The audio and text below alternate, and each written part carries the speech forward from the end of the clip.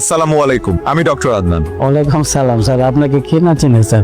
আপনাকে দেখে তো বেশ সুস্থ মনে হচ্ছে। কি সমস্যা আপনার? আল্লাহর রহমতে আপনার চিকিৎসা আমি সম্পূর্ণ সুস্থ স্যার।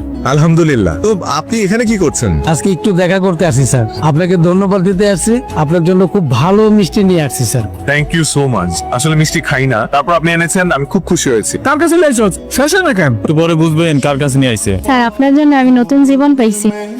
স্যার আপনি পা ধরে সালাম করতে চাই। না না প্লিজ এগুলো করবেন না প্লিজ। দেখুন আমি একজন ডক্টর, একজন সেবক, আপনাদের সেবা করা আমার কর্তব্য। ডাক্তার সাহেব, আমি এখন তাহলে কি ওষুধ খাবো? আপনাকে আপাতত কোনো ওষুধ খেতে হবে না। আপনার যেটা করতে হবে সেটা হচ্ছে মানে আপনার জীবন যাপন চেঞ্জ করতে হবে।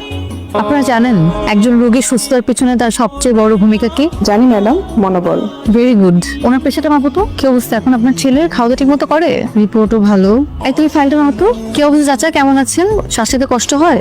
ঠিক আছে চাচা, আপনি ঘুমান তাহলে। শরীর ভালো আগের চেয়ে? ওনার যে সমস্যা ছিল, উনি যাই খেত ওনার বুক জ্বালা পোড়া করতো, অ্যাসিডিটি ফর্ম করতো আর বমি হয়ে বের হয়ে যেত। এটাকে মেডিকেল টার্মে কি বলে? Gastrointestinal disease. The clinical symptoms of this disease are abdominal pain, repeated diarrhea.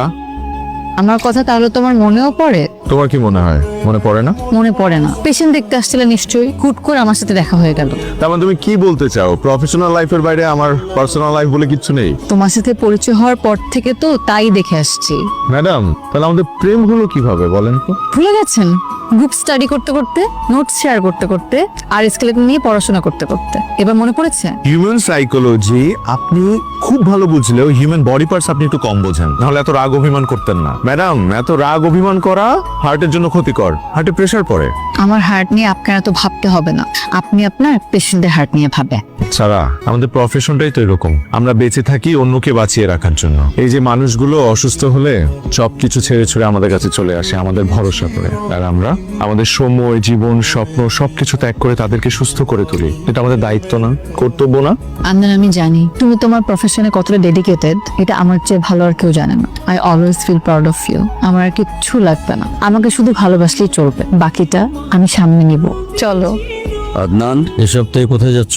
Shibpur নামে এক থানায় যাচ্ছি। ওখানকার চিকিৎসা ব্যবস্থা নাকি খুবই খারাপ, ভালো ডাক্তার যায় না। হসপিটাল একটা আছে, ওটা না থাকার মতোই। মানুষজন নাকি খুব কষ্টে আছে। তোমার নিজের গ্রামের মানুষ তো আরো বেশি কষ্টে আছে। চিকিৎসার জন্য ওদেরকে শহরে যেতে হয়। অবহেলায় রোগ পুষে রেখে দিনকে দিন মারা যাচ্ছে। আর যেহেতু আমি ওই গ্রামের ছেলে, তারা আমাকে ফোন করে প্রায় বলে যে আমার ছেলে এত ভালো ডাক্তার, অথচ তাদের জন্য কিছু করছে না। বাবা, আমি তো মানুষ একটা, কত দিকে যাব? সপ্তাহে 6 দিন হসপিটালে ডিউটি করি, একদিন ছুটি পাই। সেই একদিনও আমি বিভিন্ন জেলায় ঘুরে বেড়াই সুবিধা বঞ্চিত মানুষদের সেবা দেওয়ার জন্য। তুই কথা বলতে বাবা, আমি তো শুধুমাত্র আমার গ্রামের মানুষদের জন্য ডক্টর হইনি, আমি আমার সামর্থ্য অনুযায়ী দেশের মানুষদের সেবা করে যেতে চাই। তারপরে বাবা, তুমি যেহেতু